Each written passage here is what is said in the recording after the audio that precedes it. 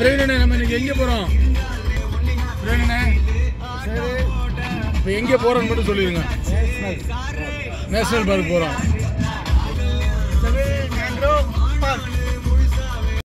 வாழ்க்கையிலே ரொம்ப கஷ்டமான விஷயம் என்னென்னா, ஒரு பிளானை போட்டுட்டு அடுத்த நாள் அதை செயல்படுத்துகிறது தான்.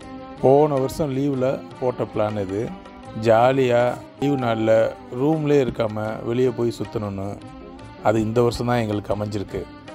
இப்போ நாங்கள் போயிட்டுருக்க இடம் அபுதாபியில் இருக்கிற ஜுபைல் மாங்க்ரோவ் பார்க் அப்படிங்கிற ஒரு இடத்துக்கு தான் போயிட்டுருக்கோம்.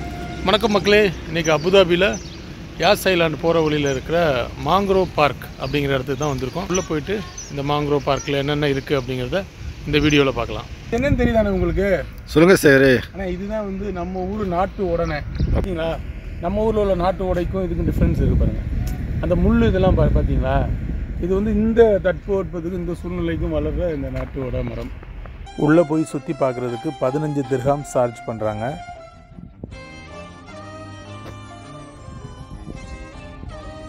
இதை சுற்றி பார்க்குறதுக்கு சரியான நேரம் அப்படின்னா நீங்கள் காலையில் 10 மணிக்கு உள்ள, அப்படி இல்லைன்னா 6 மணிக்கு மேலே வரணும்.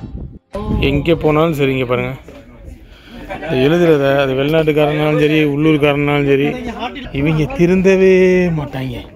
இங்கே பாருங்கள், சப்ரி கடற்கரை ஓரத்தில் இருக்கிற சதுப்பு நிலத்தில், அதிலும் குறிப்பாக அந்த உப்பு நீரில் தான் இந்த தாவரங்கள் வந்து அதிகமாக வளருது.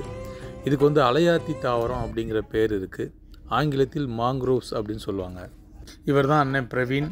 அப்புறம் அவர் வந்து என் மாப்பிள்ளை கார்த்தி.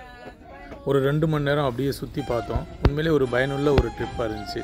ஏன்னா இந்த மாதிரி காடுகளில் என்ன உயிரினங்கள் வாழுது, என்னென்ன தாவரங்கள் வாழுது அப்படிங்கிற தகவல்லாம் அதில் போட்டிருந்தாங்க. ஒரு திருப்தியான ஒரு ட்ரிப்பை முடிச்சுட்டு பேக் டு அபுதாபிங்க.